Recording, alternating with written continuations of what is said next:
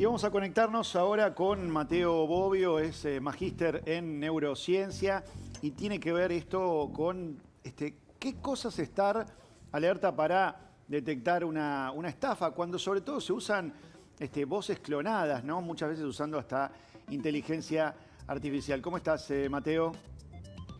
¿Qué tal, Maxi? Juan Pablo, mil gracias por la oportunidad.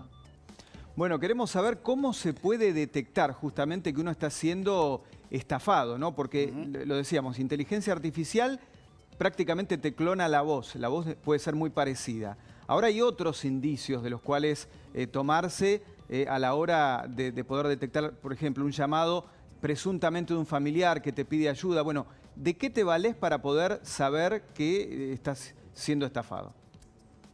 Bueno, en primer lugar hay que mencionar algo anterior, que es los ciberdelincuentes usan vectores de ataque. En este caso, el de las voces por llamada se denomina phishing, que es por llamado, pero también podría ser por mail o por SMS, que se llaman smishing y phishing respectivamente. En el caso de lo que mencionás vos, siempre nos ha ocurrido que a alguna persona la han llamado y como le piden una acción urgente o le tocan algo emocional, por ejemplo el pedido de rescate de un familiar o hay un familiar con algún problema, toca una parte emocional y cuando uno le preguntaba a esa persona si la voz realmente era la voz de ese familiar que le estaba haciendo pasar, te decía, sí, yo lo escuché. Ya neurocientíficamente pasa que uno, sin que usen inteligencia artificial, ocurre que uno ve y escucha la voz de ese familiar. Ahora imagínense con inteligencia artificial, que la tecnología de vuelta se puede usar para bien o para mal, imagínense que uno escucha realmente la voz. Ahora muy bien como me preguntabas, ¿cómo hacemos para darnos cuenta de repente que podemos ser estafados o que están usando una voz que no es realmente la de nuestro familiar, por más que sea muy parecida o casi la misma? En primer lugar, esta gente siempre son acciones urgentes, que es recién lo que mencionaba, ¿no? Siempre se necesita todo ahora, juegan con tu emocionalidad del momento.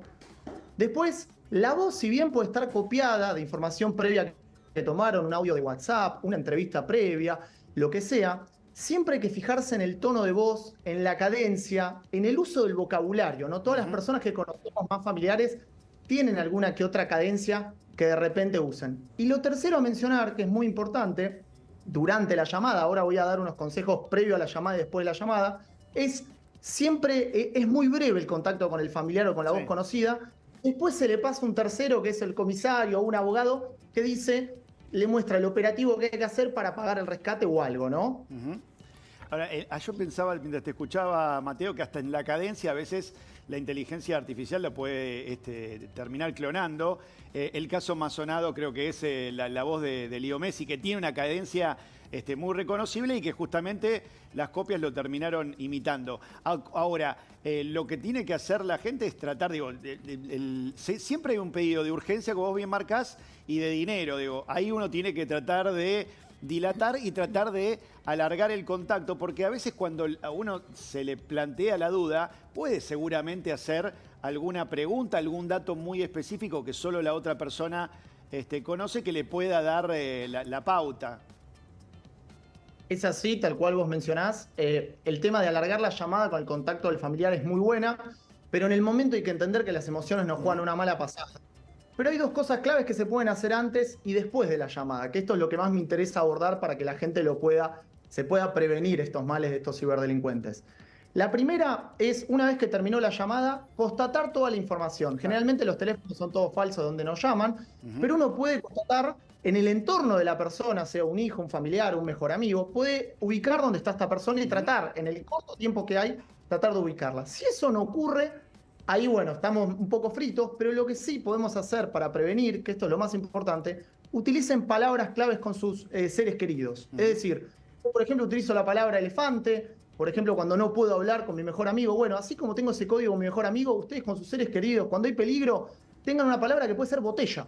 Claro. Entonces, de repente, en medio del diálogo, él menciona la palabra botella, entonces uno realmente sabe cuando la persona está en peligro y que esa persona realmente es la que es, por más que utilicen inteligencia artificial. Entonces es una manera muy inteligente de tener con sus seres queridos o con amigos para poder cuidarse y prevenir este tipo de ciberdelitos. Mateo, también otra chance es la de no permitir que te bloqueen todas las posibilidades de comunicación que vos tenés, ¿no? Porque muchas veces el que te está llamando por ejemplo, por un teléfono de línea, te pide un celular, todo para bloquearte e imposibilitarte que vos chequees, ¿no? Porque la otra es cortar directamente y chequear. Claro.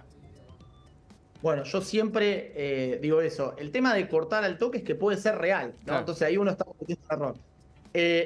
Dado el caso que es el que estamos debatiendo, que no es real, uno lo que puede hacer es por una línea B, obviamente, empezar a moverse. Hay un montón de mecanismos, redes sociales, WhatsApp, un montón de lugares donde te puedes mover brevemente, avisarle a la persona que está al lado tuyo. Pero bueno, yo también ahí entiendo, y obviamente estudiando neurociencia, las emociones ahí juegan una muy mala pasada. Generalmente, además, las víctimas utilizadas están bien elegidas por los ciberdelincuentes. Entonces, siempre mejor prevenir que curar. Utilicemos ese código, que es una palabrita mágica, con nuestros seres queridos, nuestros amigos, que quizás en eso es mucho más fácil y podemos vencer a la inteligencia artificial, que lamentablemente en este lugar se está utilizando de manera errónea, ¿no? Bien.